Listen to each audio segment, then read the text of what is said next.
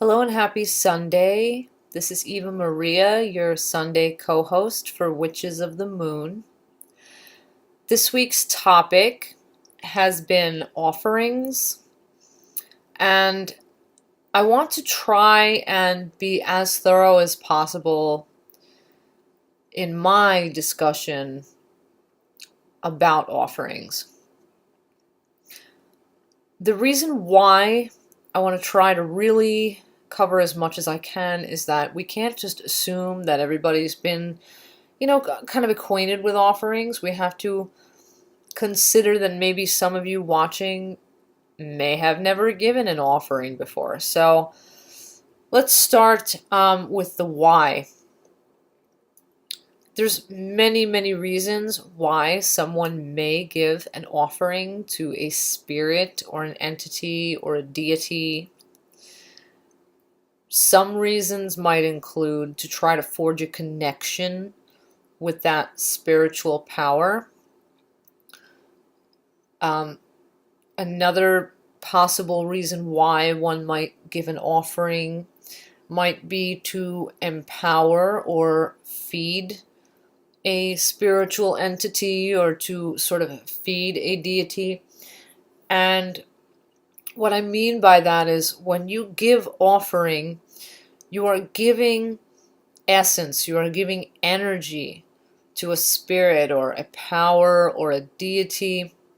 Now, that's not to say that they don't have essence or power of their own, but when you're asking them to kind of oversee your well-being or to interact with you in your life, it helps if you kind of give them a little bit of empowerment so that they can be stronger and thus be better suited to helping you with your concerns or, just with your general, well-being. If they have a little bit more of empowerment, if you feed them, they will be better able to come in and help you. At least that's what I believe, and that's what many others believe. Another motivating reason for giving offerings might be to give them as a form of payment, either in advance of or after having received some sort of intervention from the power or the deity or the entity that you are working with. Some people, their way of showing gratitude is to give something. Some people like to give in advance of what they ask, and some people will wait until they receive what they've asked for and then they will give. And finally, another example of a motivating reason for giving offering can be something as simple as just because you love a particular spirit or power or deity and you just want to give them something. You don't always have to give something with an ulterior motive, and you should know that in mundane life too. Like when you give presents to people, presents are sort of like the same concept as an offering. You don't just give your family gifts only when you want something in return. But you may find yourself giving people gifts to form a bond, or because you love them, or to say thank you when they've done something nice for you. Just as you would give an offering to a spirit, a power, or a deity.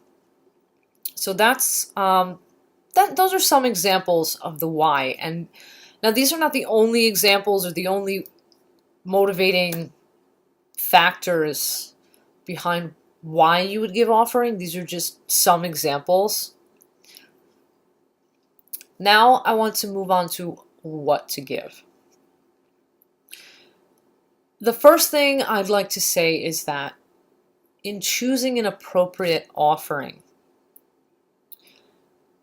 it helps if you know the spirit, entity, or deity, or whatever power it is that you're working with. It helps if you know as much as possible about that spiritual being. I suggest doing research. I suggest, really getting to know what they rule, what their associations are, if there's any kind of information on traditional offerings, things that they traditionally like to receive. Any kind of information that you can find will be helpful to you. And I also feel that two other helpful things in selecting an appropriate offering. Once you've done your research and you kind of have a general idea, sort of like a list of what they might like, you can either try divination, like a yes-no method, such as using the pendulum or casting the charmalangos or something similar. You can do something like this to sort of go down the list and rule out. Like you could say, okay, do you want this? Yes or no? If they say no, then do you want the next thing? If they say yes or no, depends on if you continue down the list. You keep going until you get a yes. Failing that, you can also go on your intuition. Listen to synchronistic signs. The reason I say this is that spiritual beings, they will communicate with you through little coincidences that kind of just take place that are almost too good to be true.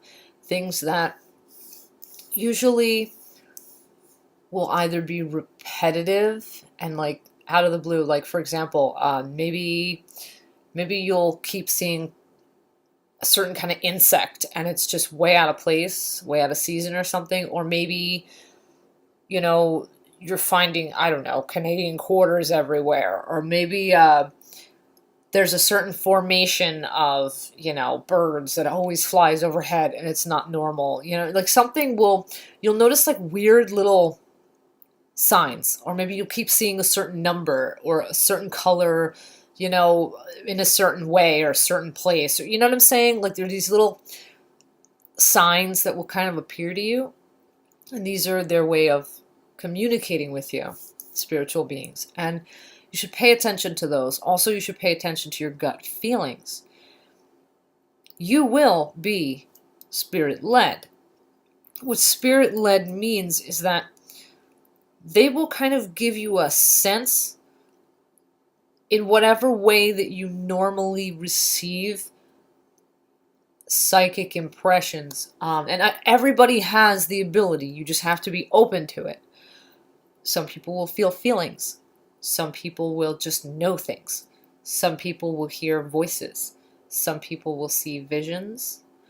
And these are not the only things. Some people will touch an object, let's say, and just know something or get a feeling. You know what I mean? Like, let's say you're in a shop and you've been meaning to give an offering to a certain power or entity, and you touch like a little figurine, and suddenly it just comes to you, this is perfect, this is it. Well, that power that you have been working with, or, have that sort of relationship with, they will kind of put that sense in you that's the thing. You know what I mean? So you should listen to your intuition as well. Or even, when you do your research and you have that formulated list, something on the list may jump out at you. You may just feel like that's the thing you should give. Then you should go with that, if that's how you want to go about it. I personally think you should go with your intuition. I think you should always listen to your inner feelings, that they're there for a reason. Animals have instincts, and people are animals too, and that's why we have instincts, for the greater good. So, yes, research your power, spirit, entity, whatever deity that you're working with. Know something about what they kind of are about. Consider divination. Consider listening to your intuition. I really, really am a firm believer in listening to that inner truth, the inner voice, whatever you want to call it. I had another thing I wanted to say, and it's escaping me at the moment. Give me a second.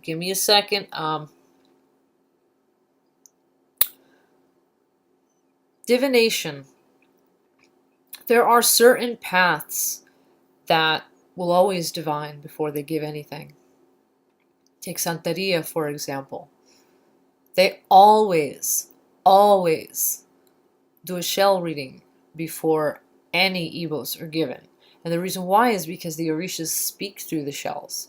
They want to have that bond. They want to hear from the Orishas directly. What do you want? You know, and how do I give this? What shall I do for you in exchange for your helping me? And because you are in my life and I care for you, how should I go about this? That's kind of like what the communication process of that sort of divination is.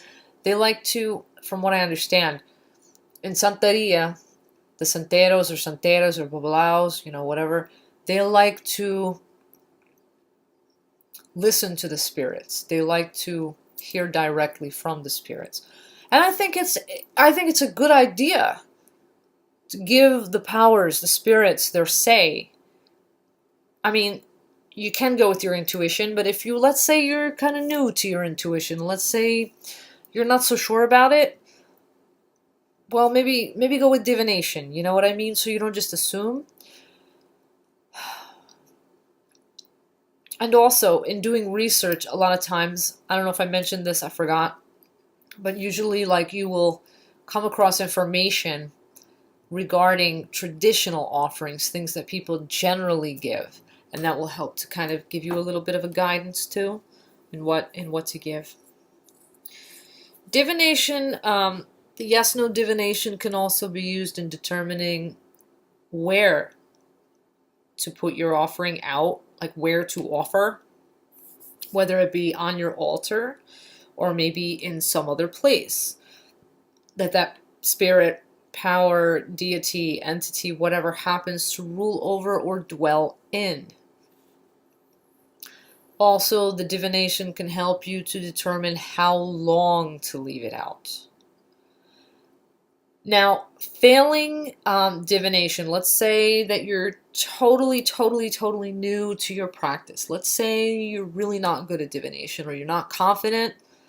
And let's say that you're also not confident or skilled in your psychic sensitivity. You know, I mean, it takes some time. You know, you kind of got to like find your flow. Well, let's say you haven't found your flow. Let's say you're very new. What I would suggest in terms of how long to leave out an offering, whether it's on your altar or in a place, I would say if it's non-perishable. Well, first of all, let's talk about your altar, because there's two different things, on your altar or somewhere else. If it's on your altar, okay. If it's non-perishable, you can leave it there indefinitely. Like if it's a little statue, if it's a toy, a piece of jewelry, whatever, you can leave it there indefinitely. Don't even worry. You know, unless you get a feeling that you shouldn't leave it there, then I would, you know, follow that feeling or maybe pursue, like, you know, some other means of trying to figure out what to do as a next step, whether it be, you know, attempting lucid dreaming and trying to meet the deity on the astral plane in that sense, or, you know, talking to somebody else who might be a better diviner than you, who might help you to divine, to find that answer, or whatever. Okay, now if it's something perishable, I would say failing divination or failing intuition, if you can't rely on those, my advice would be, at the most, leave the perishable item out for as long as it will not go bad. At the very least, I would say maybe overnight or maybe 24 hours. Now, if you're going to leave an offering out in nature, try to consider, or even outside somewhere that is not where you dwell. I would suggest trying to consider ecology. You know, you don't want to be littering while you're giving an offering. So I would say try to give something that is kind of natural. Like if you're going to give food, If it's in a wrapper, unwrap it, please. Don't leave a plastic wrapper. Because you know what? Your power is not going to do anything with the plastic wrapper anyway. They want what's inside the wrapper. Um,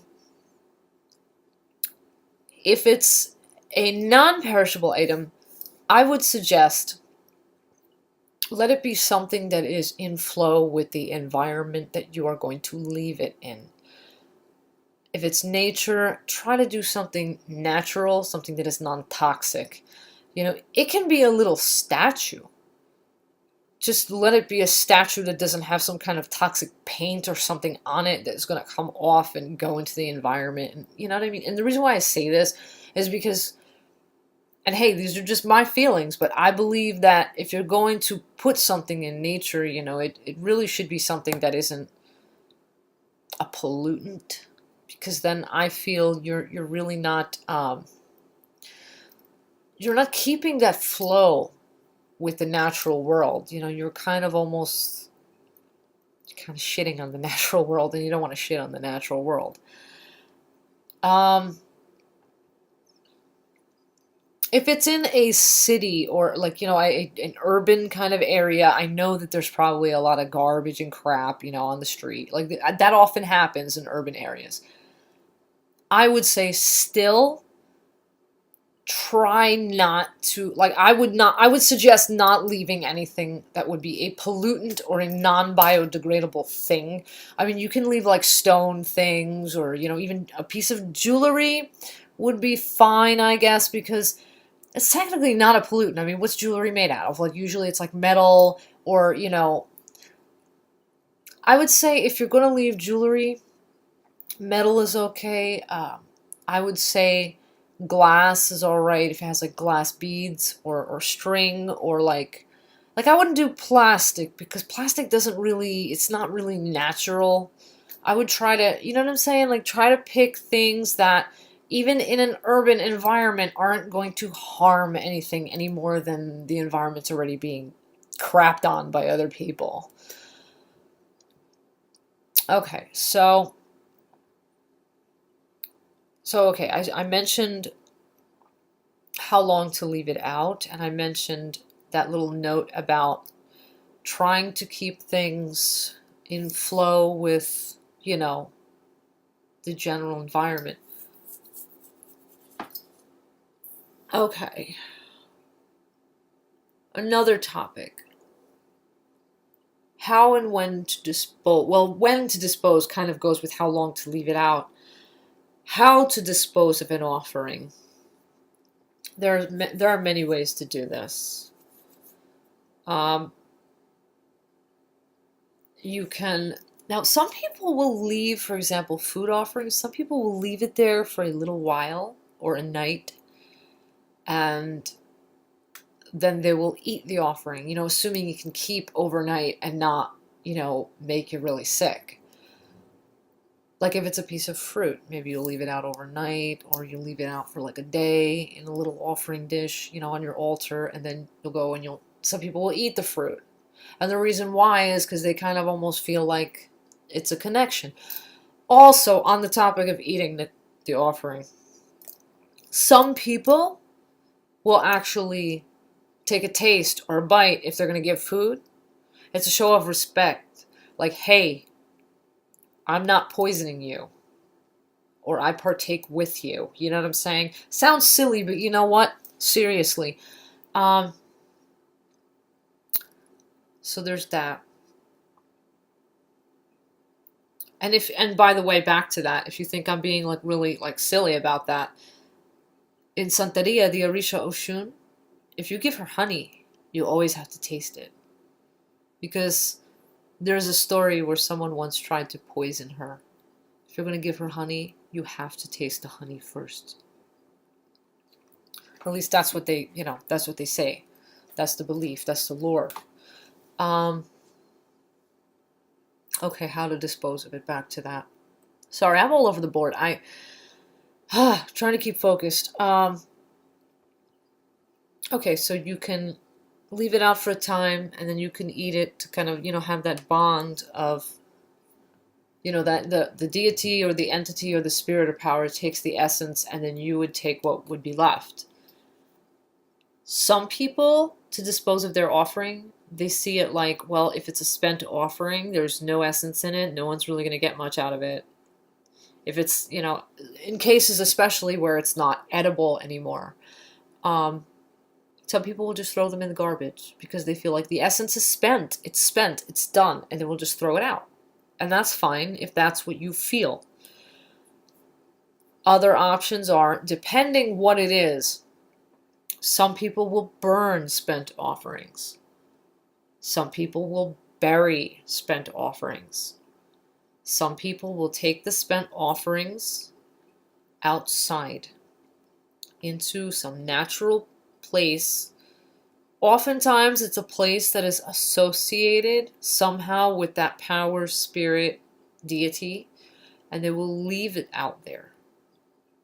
Some people will initially offer outdoors.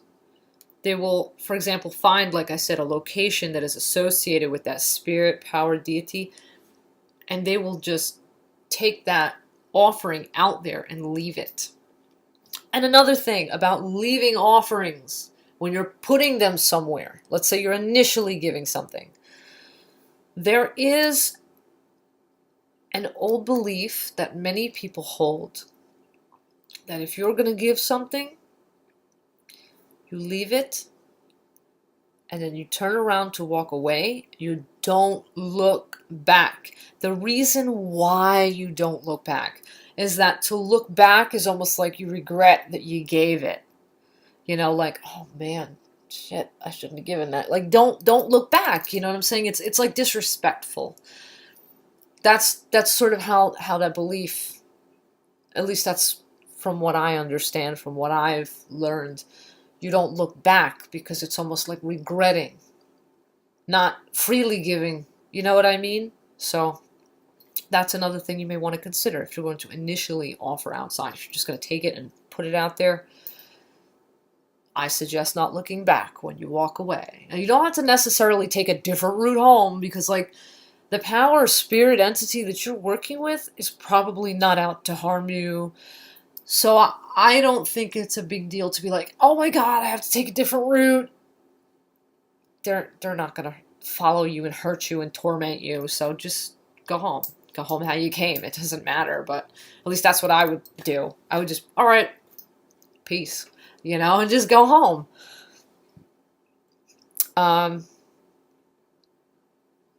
Geez, I'm trying not to ramble, and I'm trying to remember what points that I need to cover.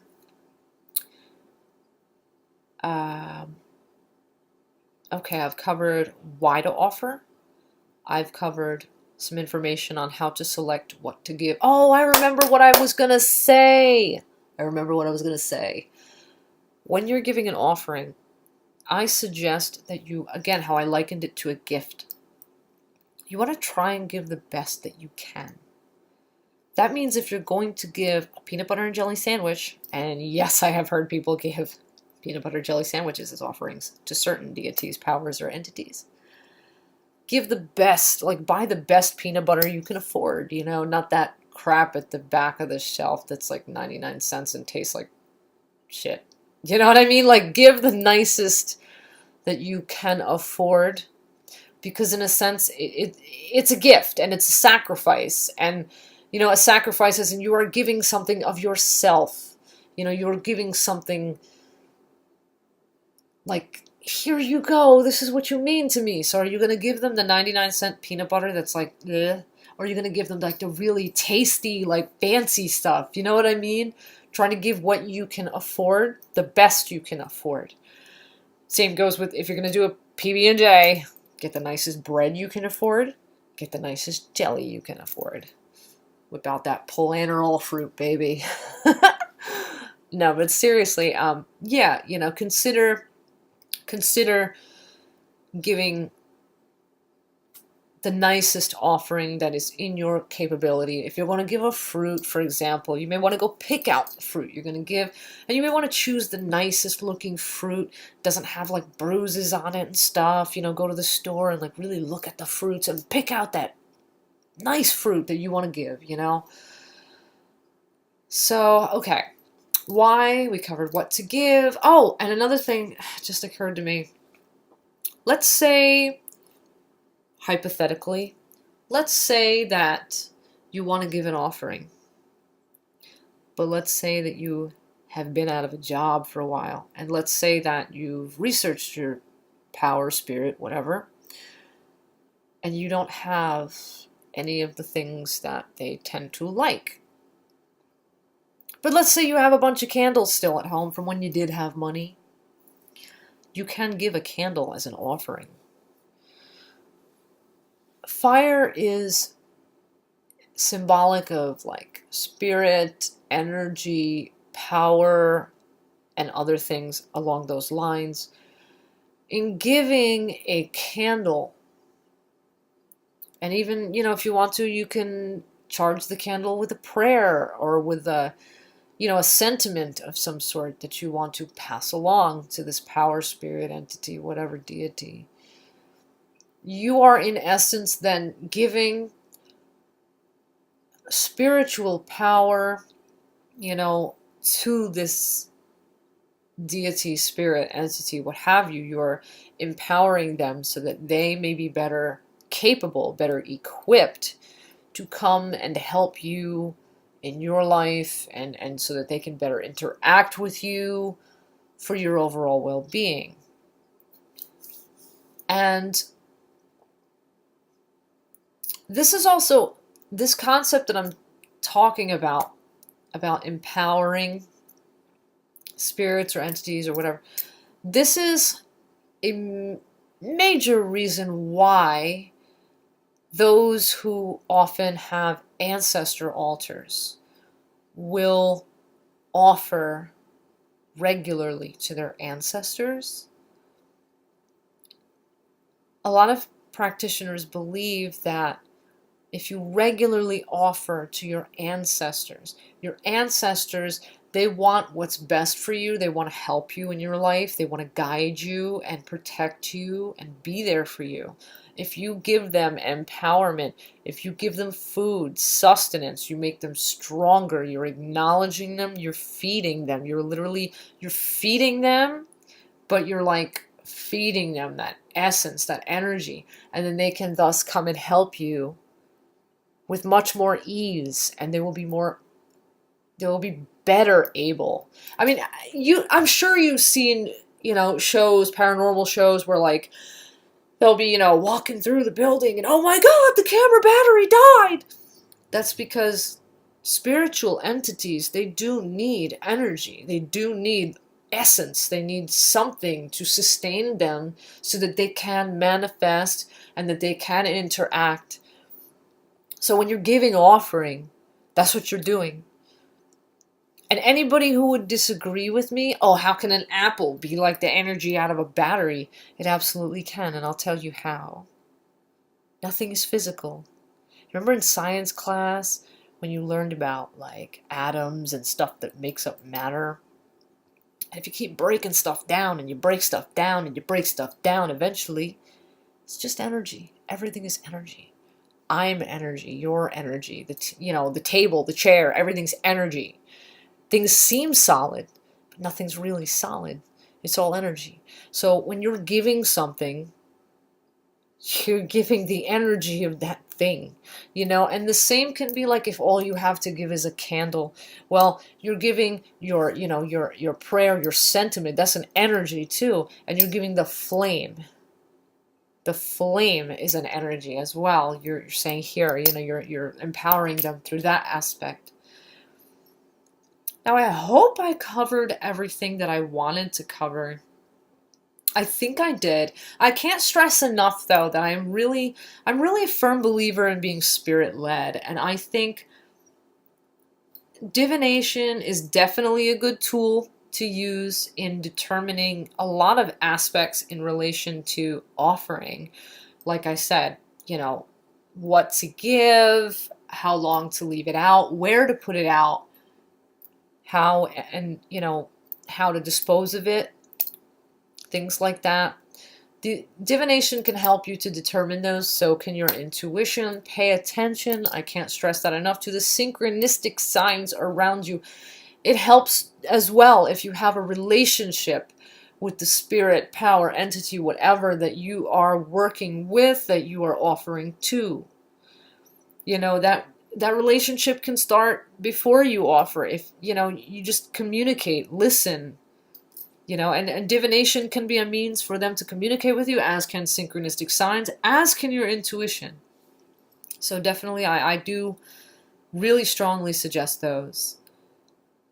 And if I've forgotten anything in this video, if you have any questions at all, if I wasn't clear about something, if you want to know more about something I've mentioned,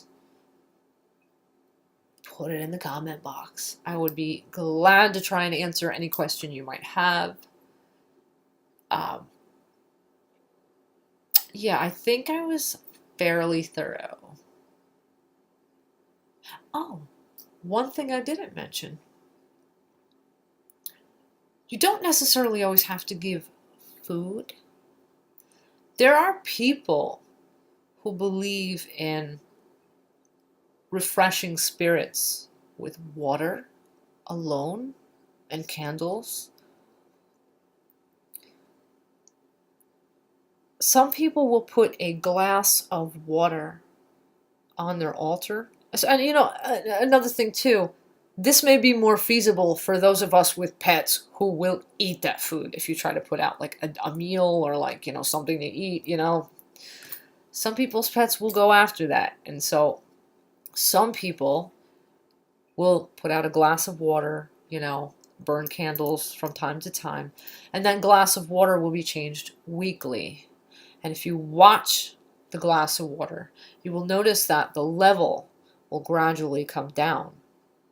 It is evaporating, but that evaporation is symbolic of the spirit or spirits drinking that water. And in a sense, they are drinking the water because, you know, it's energy and it's dissipating, and they're absorbing it. You know what I'm saying? They're taking the essence. They're drinking that water. And a lot of times people will do that with ancestors, but you can do that with any spirit. Now, one thing I want you to remember too before I end this video: don't let anybody tell you that there is a right way and a wrong way to offer. There's not. There's not. You have a relationship to the power, spirit, entity, or deity that you are working with.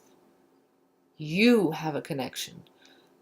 Where you and that entity go on your spiritual journey together, that's between you and that power. Don't let somebody else come in and be like, this is the way to do it, and if you don't do it, it's wrong, blah, blah, blah, blah, blah, blah, blah. It's good to hear what they have to say, but then don't take it as gospel. Again, divination is a great idea, as is intuition. Your instincts are there for a reason. Don't ignore them.